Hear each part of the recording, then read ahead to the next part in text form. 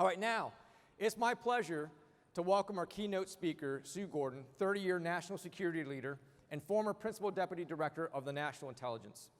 As the country's #2 ranking intelligence official and the 5th principal deputy director of national intelligence, Sue co-led the Office of Director of National Intelligence and oversaw the entire intelligence community, comprised of over a dozen agencies that collect information on threats against the United States. Specifically, Sue's transformational leadership focused on integrating intelligence across the organizations, expanding outreach and partnerships, and driving innovation and advancing diversity and inclusion throughout the community. In her 30 years of service, Sue has led at every level of the intelligence community, with roles spanning numerous organizations and disciplines, learning to, and this is really cool, learning to see the world as it is and not as she prefers it to be. Prior to assuming the role of the PDDNI, Sue served as the Deputy Director of the National Geospatial Intelligence Agency from 2015 to 2017, where she was instrumental in driving transformation to meet the challenges of a 21st century intelligence agency. And before her assignment to the NGA, Sue served for 27 years in the Central Intelligence Agency, where she was involved in some of the most monumental operations in US history, including the raid of Osama bin Laden. Joining Sue on stage is the ServiceNow Vice Chairman of Global Public Sector, Kevin Haverty. Please join me in welcoming Kevin and Sue.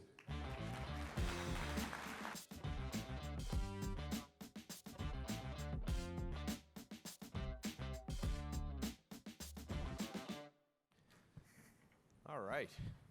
Sue, thank you so much for joining me here on the stage. Well, thanks. Okay. Here we go.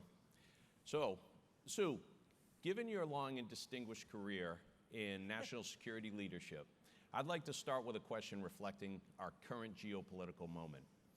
You know, last year at this time, at the ServiceNow Fed Forum, the talk of the forum was the fact that Russia had just invaded the Ukraine.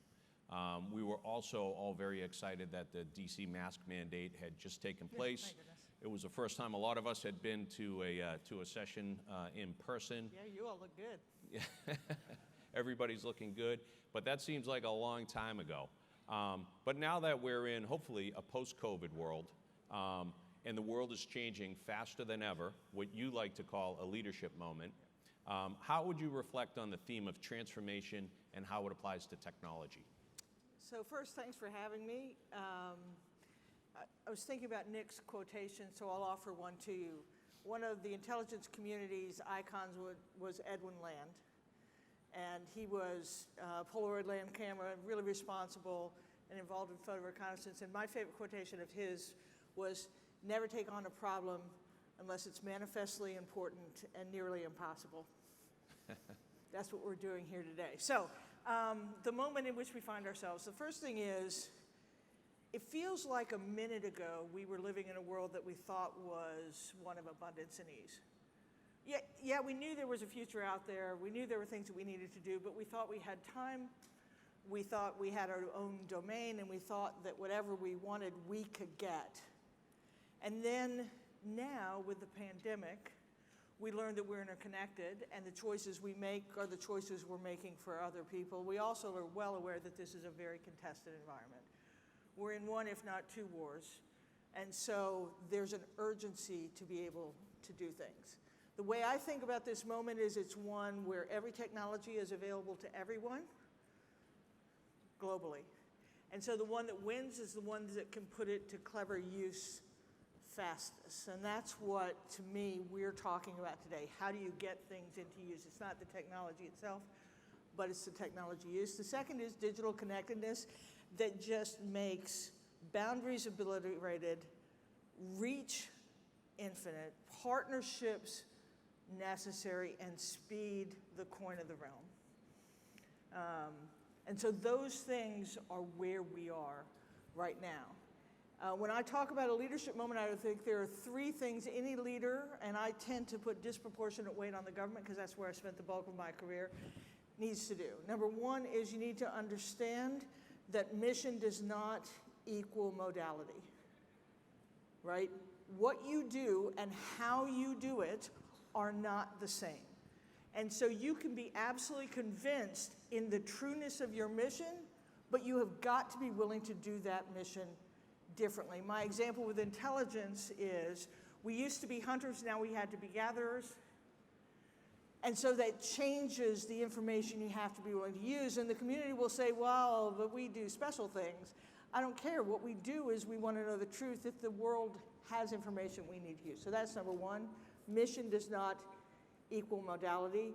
The second is you cannot have support be derivative of mission.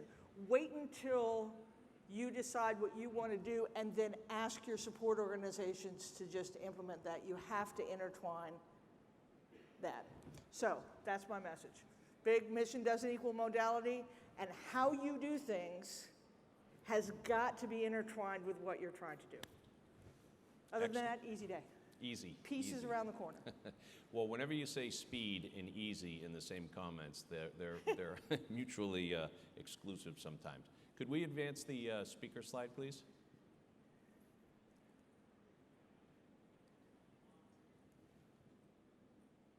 Okay, here we go. So now, as you were describing the current environment, we all realize that digital connections are expanding exponentially. What steps should the government be taking to move faster and make smarter decisions about IT, taking into consideration digital security, and also keep up with this ever-changing world? I think the most important thing the government needs to do is to, how do I say this? I was thinking about Nick's build and buy, so I'm distracted by that one. The government has historically built its own because it has what it believes are unique, stringent requirements. The problem is the minute you build for yourself, the next day you're behind. So I think one of the most important things to keep up with an ever-changing world is to have a digital infrastructure that allows you to be current today, and today, and today, and move forward. The second thing is that you will never be able to perfectly know what you have to be able to do. The world is moving so fast that your requirements, your needs, how you need to operate needs to be able to change. And so you cannot have something that only works as it was imagined working on the day it was imagined. So this ability to change your mind about how you want to work without having to rip and replace everything you have or be stuck with a way that you didn't do it before. And then the third thing I think that is really important. I know security is hard, and I know security can slow things down. But security is one of the things that distinguishes government from other. That ability for the American people at any level to be able to trust is really foundational. And so the thing is, you have to think of security as something you're offering, not as a technology you're employing. And so that idea of security has got to be, how do you account for security? How do you account for it differently? But as partners, we have to not imagine that we can be insecure and somehow that's the answer. Okay, so security being foundational. Absolutely. So, But how you do security is mutable, but you have to show how you're accounting for the need that led to the implementation before differently. And you need to be able to talk about the risk that is being assumed when you change, because that's really, with security, what happens. There's a seizure moment in any decision maker's mind that said, oh my gosh, I can't make us less secure. And because our leaders are not as technically robust as they will be in a generation, Many times they view technology as additive risk, and so you get this moment of just being. So when you want to talk to leaders about how you offer secure solutions and that solution is different, you have to talk about how you're accounting for the foundational need and show the risks they're assuming in order to be able to get the decision. Sorry. Okay, perfect. There we go. So leaders often talk about the private and public partnerships. And let's reframe this debate now in an innovative way. You know, I'm a ex-sales leader for a technology company. You're an ex-government official. We're not always aligned or coming at the problem the same way. So how does the public sector and the private sector work with one another so that we're creating an elegant solution together as opposed to government listing a set of requirements that they want, you know, the provider to hit? And do you have any examples of that where that's played out over the course of your career? I wish I had said this to your earlier question. Yeah, this notion of requirements is really holding us back as a government. Talk about your need, talk about the problem you want, and then the creative solutions will come forward. So a couple things. I think this is true in any sort of conflict scenario. And listen, conflict doesn't have to be negative. It has to be two opposing needs that are meeting each other, and they have to coexist. I always bounce a little higher. So the first thing I'd say, the way you establish a public-private partnership is the recognition that you're both needed to do something higher than what you're each doing in terms of a task. So the most fundamental element is let's bounce higher. And then the second thing is you can't ask the other side to do what they cannot do. We need government to be slow. I know, right? That almost seems anathema. But one of the elements of the government's slowness is the fact that it is transparent and repeatable and fair. And if you had any doubt whether we needed the government, the collapse of the SVB is a great example of who did we turn to solve that problem, a government that has to be able to solve those things. But public-private partnership is necessary when any one organization can't achieve the bounced up higher outcome that they need. And we have done this really well. Over our history, we've just done it differently. My three examples. The first is really simplistic. Back in the CIA when I started in the 80s, we used to acquire very special things, but it wasn't an acquisition organization that acquired them. It was mission organizations that acquired. And so my first lesson in public-private partnership is you can't, from the government side, just turn it over to an acquisition organization and let all the negotiations be theirs, because it's mission need that has all the possibility and all the room for compromise. And if it's not the mission person that's involved in that partnership, you are going to have a hard time compromising when you have to give away something in order for it to close. The second is In-Q-Tel. In 1998, the CIA wanted to be able to get to Silicon Valley differently because those companies weren't coming for ideological reasons, and they weren't also coming because it was just too hard to get through. And so the idea of In-Q-Tel, which was a public-private partnership, we will take what the government is good at. What's the government good at? Big purpose, deep pockets, long time horizon. So take what the government's good at, and then let's apply it in a way that allows industry to be good at what it's doing. And so the idea there was we will give big problems undifferentiated funds, and we'll make it unclassified. And the response of In-Q-Tel was they made the adjudication of who were the best in breed. They awarded funds. Intellectual property did not become the ownership of the government, and commercial product was the aim. So that was a great example where you took what each side was good at and came together for the purpose of shared outcome. And then the third is one that I think is applicable to ServiceNow and the whole notion of commercial service for government need, and that's look what NASA's done.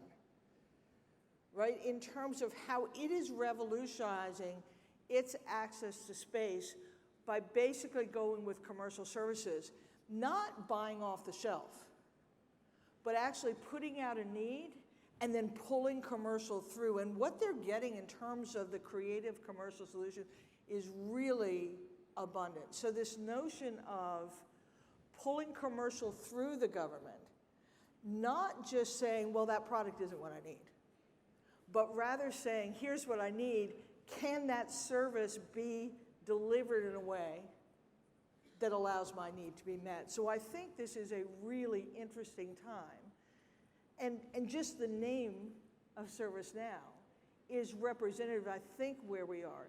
Another one, I can keep going on. The CIO's decision to go with Amazon for a cloud well before anyone else was thinking of it is one of the best examples of mutual benefit I've ever seen. The CIA got way ahead of everyone else in terms of digital infrastructure. It took a while for them to figure out how to use it, but certainly it was way ahead in that foundation. But here's the coolest thing.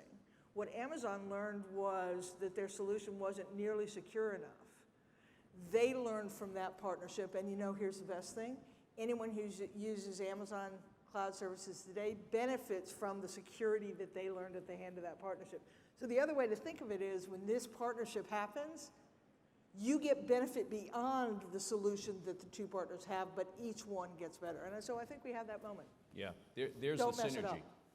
up. Well, I can relate to that because as we've gone through our paces to get certifications to service the U.S. federal government, it's benefited our product and our platform entirely across all markets because you raise the bar, Right. we jump over it, and now we have a more robust platform that applies to other regulated industries. Yeah, and for my government colleagues here in the room, I would say this is the most essential element of the role of government is to provide for societal gain. So you may do it for your mission, but don't be confused about the benefit that is accruing when you do it rightly. All right, I think we have time for one more, if we could advance. So how important is it? Yeah. We were talking about requirements versus collaboration.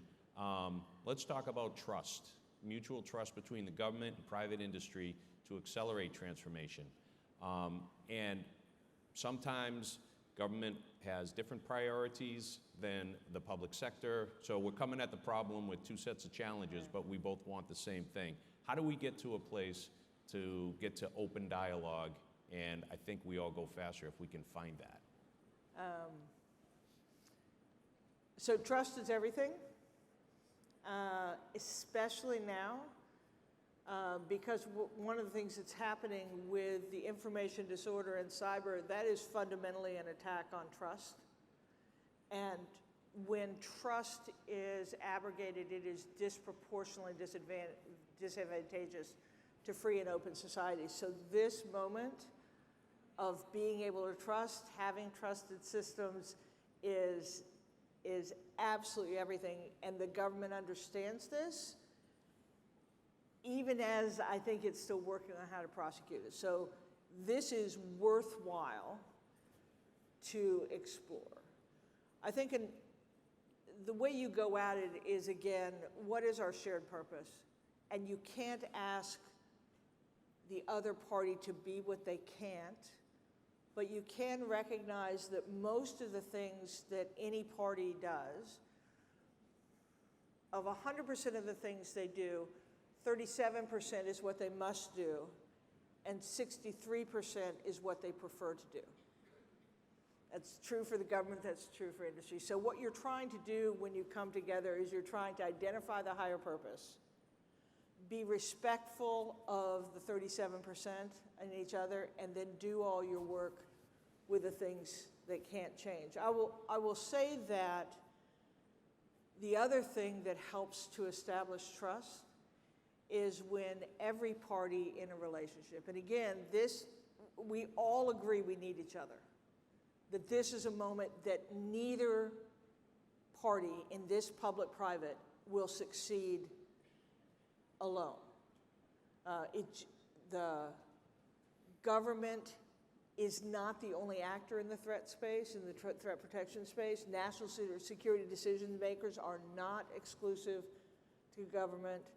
The solutions to what we need are not exclusively government held, and yet we as a collective have things we need to do. So this is really important. I think one of the most fundamental elements of establishing trust is the other side investing in a manner that it shows that it is serious about being a trusted partner. And part of that seriousness is, I call them iconic acts. What are you doing to show that you are actually open to doing something other than what you prefer for the good of the shared outcome? So for the government side, it might actually be writing a statement of work that is less than a page long and just talks about what you need, not how you ought to do it.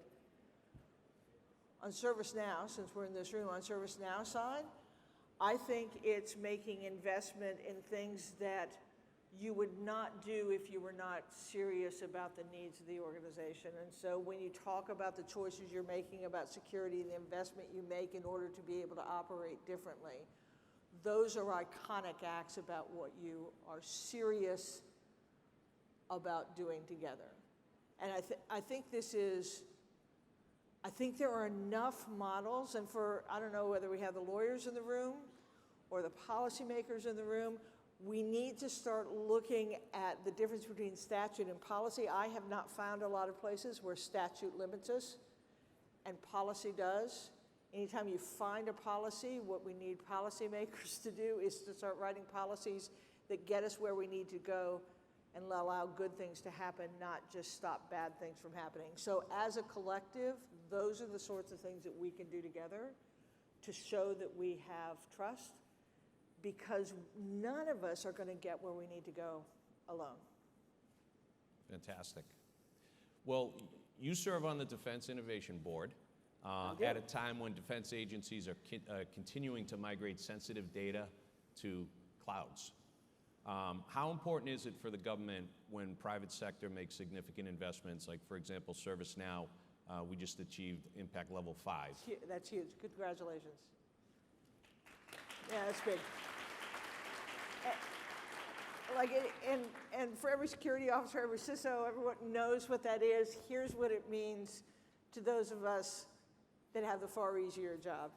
It means that I can do mission, right? It means that I can operate with the speed and efficiency that I need to. It means that my information can be where it must be in order to serve mission at speed, rather than behind an enclave in a door with 37,000 people around it. What you've invested in is investing in my mission, right? You did it on yours so that I could do mine. And the other thing that I think is really important, we haven't talked about this, the government is inundated with people that are offering them what's?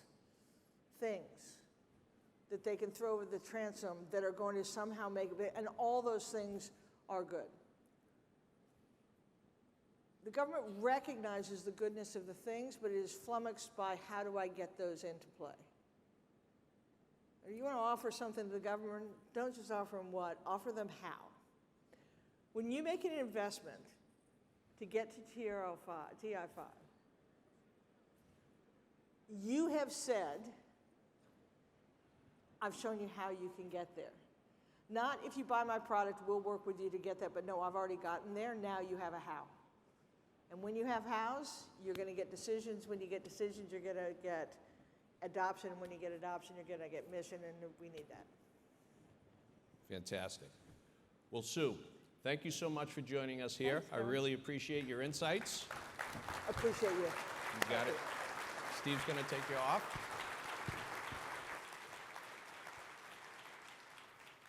All right, well, you heard from Steve and Nick about our continued investments into the U.S. federal practice.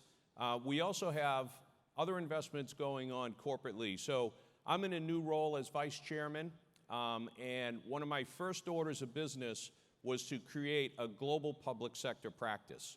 So what we're doing is we're taking some of the learnings that we have with the U.S. federal government and the other federal governments and state and local governments around the world, especially with a focus on our larger markets, and we've created a global public sector team. And I went out to search the marketplace looking for somebody who had not only government experience, but also technology experience to help these governments across the world digitally transform at speed.